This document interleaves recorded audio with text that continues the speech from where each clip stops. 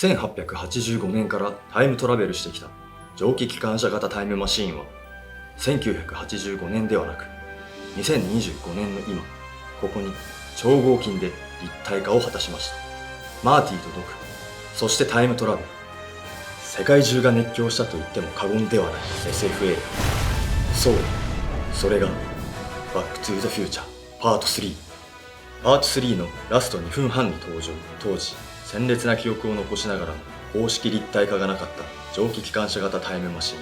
バックトゥーザフューチャー40周年に際し、超合金で蘇らせた企画担当者をお招きし、この後徹底的に解説していただきたいと思います。バンダイマニア。では今回超合金タイムトレインについて企画担当のテアラノさんにお話を伺いたいと思います。よろしくお願いします。お願いします。こんにちは。バンダイスピリッツコレクターズ事業部、企画担当のテラノです。よろしくお願いいたします。お願いします。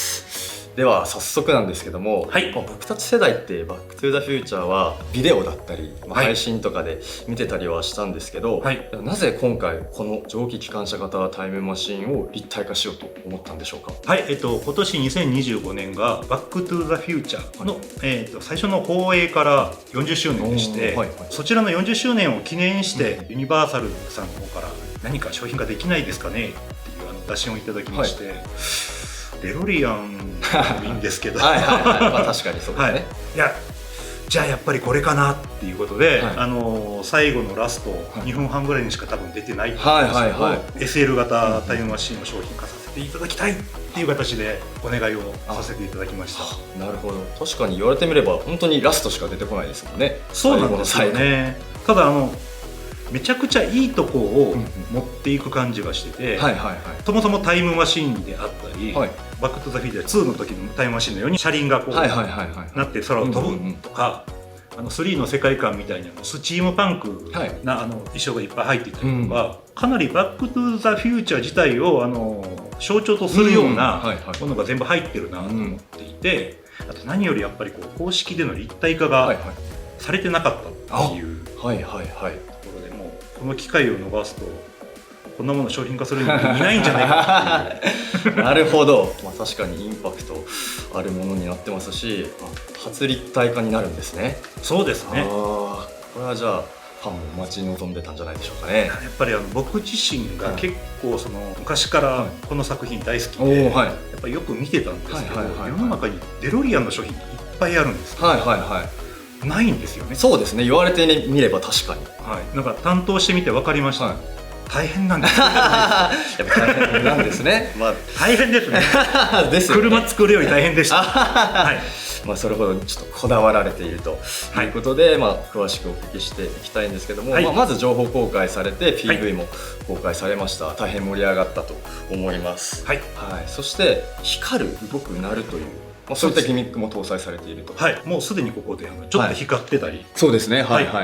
するんですけど、やっぱり超合金っていうことで何をしようかなというのがあったんですけど、映像を見てるとこことか動かしたいじゃないですか。確かにそうですね。みたいなことをふわっと思ってこういうの作ってくださる機構屋さんにご相談したところ、最小サイズがこのぐらいになりますっていう形で試作を持ってきていただいて、逆算するとこのくらいになっちゃうなっていうところで、先ほどPV のお話あったんですけど、PV の時に520ミリっていう台をさせていただいてたんですけど、ロゴとか入れたら560ミリになっちゃいましたみたいな。ちょっと大きくで本体の方は480ミリみたいなところで、これ鉄道向けでいうところの大ゲージって言われるスケールに一応合わせてます。光る、動くとか鳴るの前にちょっといろいろとご説明したいんですけど、そもそもやっぱ2分半しか映ってなくて、かつ大体がキャラクターの後ろでくるくるくるくる回ってたりとかっていうぐらいの形で、詳細が全然なんかやってみると分からなくて、一応書籍としてタイムマシンオーナーズマニュアルっていう本とかがあったりとかするんで、そういうの見ながら、あとアメリカのユニバーサル・スタジオの方にこう前だけ置いてあったりするらしくて、でちょっとそこまでいけないんでなんでそれの写真とかをネットで探しながら、ここはどうなってるんだみたいなのも結構事細かに調べながらやりましたね。いろんな資料を参考にしながらそうなんですよ。イメージ膨らませながら。本当に劇中もこの辺しか映ってないんですよ。そうですね。はいはいはい、なるほど。最初出てきた一瞬だけこの辺が出てきて、はいはいはい。最後はあと飛んでいく時ぐらいしか全身映らないので、そうですね。全然わかんないですね。まあでもこうして立体化されたってことでね、360度見渡せるっていう。いやもうだから結構感慨深いですね。ですよね。わからないとこ多かったんで、はいはい、塗装だったり、重厚感もしっかり出されてますし、黒の艶みたいなのがあって、劇中ちょっとなんていうんですかね、フィルムなんで、ちょっと霞んで見えるんですけど、やっぱりSL なのと、あと当時のプロップ、本当にこのぐらいのサイズの飛んでるような模型の写真がその資料に載ってたんですけど、結構やっぱ黒くツヤツヤだったんですよね。なんでこの黒いツヤツヤ感と、やっぱりこのスチームパンクなんでこの金色の感じとかは出さないとなというところで、あれですね、とっても大変なんですけど、このリベットって呼ばれるこのつぶつぶ、焼いた金属を叩いて止めるっていう技術なんですけど、これがものづくり上もうあっちこっちにあると大変なんですよ、金型で抜けないっていうやつ。なるほど。これもなるべく分かる範囲で全部入れて焼いた。そこはもうじゃあこだわったんですね。大変だけれども。SL なんですけど、分からないんですよ、下側とか。なんでおそらくこの SL はアメリカのこの型の SL を改造したんだろうみたいなので、アメリカのそういう書籍を分厚いのを買って、どれかな。じゃあ一から勉強すると言いますか。そうですね。多分今世界で一番詳しいんじゃないですかね。SL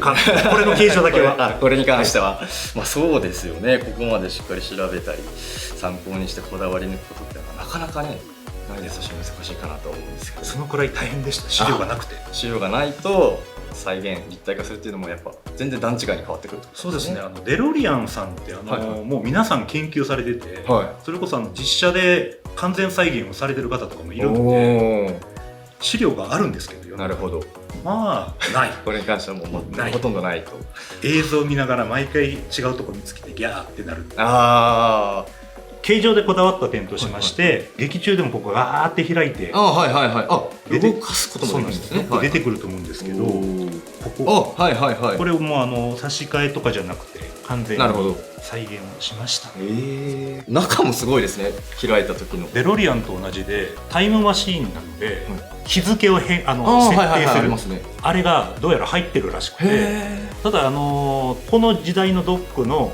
時代でその機構を作ってるので、タイプライターとかああいうのの機構でやっているらしいんですよ。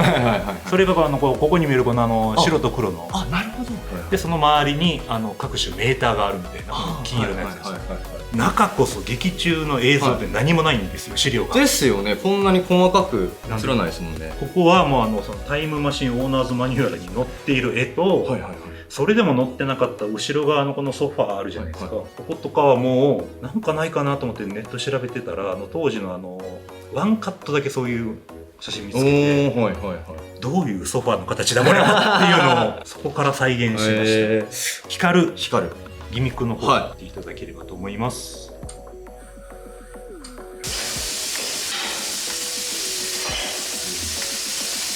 おお、すごい。あちこちに LED が入ってまして、ここ全照灯ですね。から正面のここが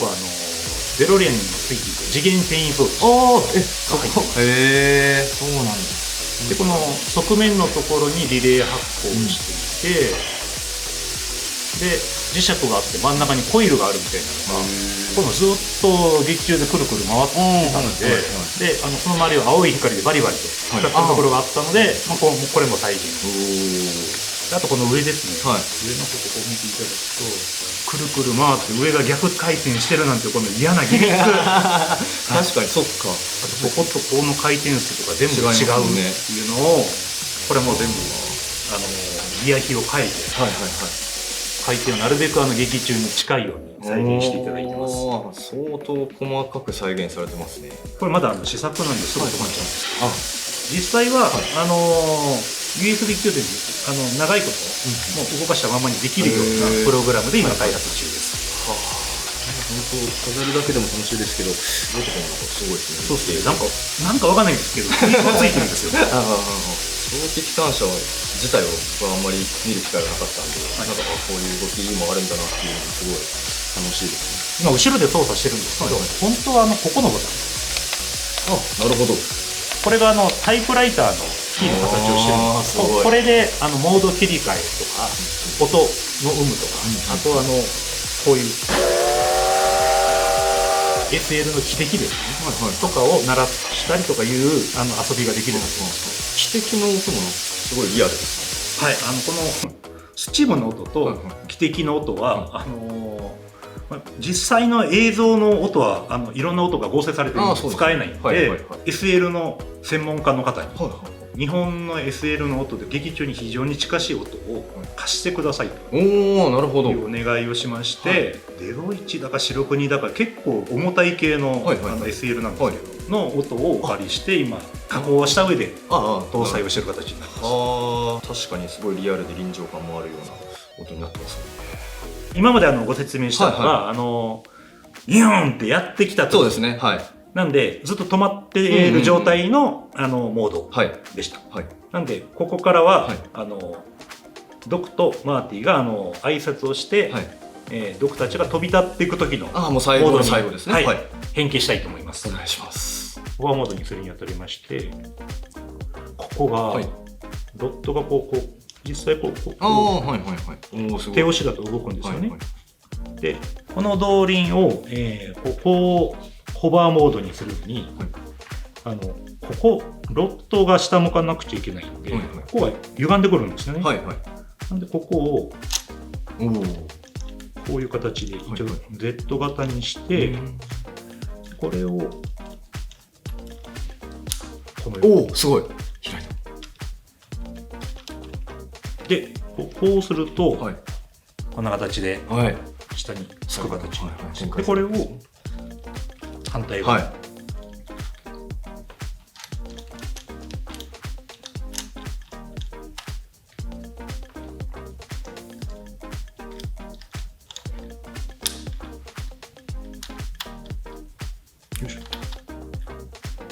でこういうふうにすると、ここですね。すごい。でこれ今またちょっと試作品なんで、実際にまだ動かないんですけど、ここがギアになってると思うんですけど、これがここと噛み合う形で実際こういう感じで、ホバーの状態にすると、実際に動輪がここで回転されて動くっていうギミックがついてます。なるほど、ホバー状態でも動くんです。で今ちょっとまだ試作品すぎて動かないので、今回はそれ以外のところを見ていただこうかなと思っております。で、続きまして側面ですね。ここランボードの横のところを引っ張ってあげる。で本当はここからニョキーって羽生やしたいんですけど物理的にそんな生えることが無理なので、ここに別で取り付けの羽を装着する形になります。これ反対側のようで、一回引き出してクッと入れる。でこの羽を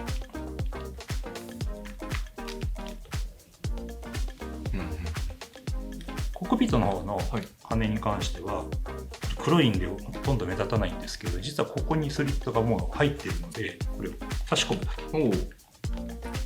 どういう差し込む。これで前の部分の変形が完了になります。後ろの方はもう一工程しかないんですけど、ここに実は羽が隠れてるので、ここキューッと持ち上げて羽が。すげえ。飛行モードが完成になりました。なんでちょっとここから台座の方に乗っけていきたいと思います。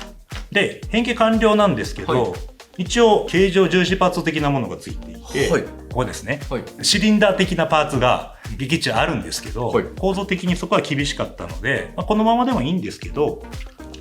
隠す用のシリンダーパーツみたいなのが一応用意してあります。で後ろの方もここですね、ここにこういう形で、こちらがホバーモードになります。わー、飛んでますね。飛んでます飛んでる状態でも一応給電を実現するのに、ここの中で電気が取ってる形になりました。なるほど。台座から電気を取って、はい、上の方に流す形です。で本当はホバーモードの時も先ほどのこの辺の、はい、動力動くんですけど、はい、先ほど申した動輪の動きとかなんですけど、今のところちょっとまだプログラム上動かない形になっているので、はい、こういう動きとともにホバーモードの実現をさせています。はいはい、で主にホバーモードになると何が違うかなんですけど、はい、ここのリレー発光が浮いてる時と下にいる時って向きが違うんですね。飛んでる時ってこう流れてるんですけど、これちょっと地上モードにしますけど、はい、地上モードだと逆前が逆なんですよ。はいはいはい、なるほど。でこれもなんか劇中見てると、はい、おそらく合成のブレだと思うんですけど止まってる時はこういう風に流れてて飛んでる時は、はい、こう流れてることの方が多かったので、今回はモードによって流れ方を変えるようにしてます。はい、ああ、すごい、そんなところまで見てたんですね。いやもう見れば見るほどあ、ここも違うみたいな新しい発見が、はい、そこを再現したと。ちょっと分かりづらいかもしれないですけど、この下にLED がついていて、はい、最後飛び上がるときにブワーッと噴射してるんですけど、それも再現してます。ああ、なるほど。後ろもオレンジで発光してますね。そうです。後部も飛んでるときに劇中であっち行ってからこうそうですね、はい、戻ってくるんですけど、あの時にものすごくオレンジ色に発光してたんで、飛んでるモードの時は後部オレンジ色に発光するようにしてあります。ああ、そうですよね。僕が最後の最後に飛び立っていくところですもんね。はい、ああ、これら全部ひっくるめて LED 全部で56灯入ってます。おお、56灯。すごい。コンセレのとんでもないやつぐらい入ってます。これは本当にもう今にもね、タイムトラベルを始めそうな臨場感ありますけども、今回はフィギュアとかはついたりはしないんですかね。はい、よくぞ聞いていただきました。はい、同サイズのフィギュアが付属するような形になっております。かなりちっちゃいんで。お、すごい。もう4センチないぐらい。はい、ドックで多分確か38ミリぐらい。なので、まあもう僕の指が大きいのかちっちゃいのかみたいなとこあるんですけど、はい、ほぼ親指の第一関節ぐらいですね。なんですけど、造形としてはもうかなり似せてある状態で、彩色はこのサイズなんでね、下手にやると逆に変になっちゃうので、このサイズならではの彩色ぐらいの形にはとどめてありますが、もうね、飾ればもう雰囲気もしっかり出ますし、新世界観を楽しめるようになってますね。はい。これそれぞれで、マーティとクララに関しては台座の手前、ドックたちに関してはSL の中に乗っけて飾るようなこともできるようになっています。バンダイマニア。ここまで寺野さんにお話をお伺いしました。ありがとうございました。ありがとうございました。では見てくださっているファンの皆さんにも一言お願いします。バックトゥザフューチャー40周年になんとか間に合わせることができました。まだまだ開発進行している途中なんですけども、できるだけいい、製品をお届けできるように頑張っておりますので、よろしくお願いいたします。超合金タイムトレインは一般玩具店、家電量販店、通販サイトなどで予約受付中。12月発売予定です。このアイテムが気になったら概要欄をチェック。高評価とチャンネル登録もよろしくお願いします。それではまた次の動画でお会いしましょう。せーの、バイバーイ。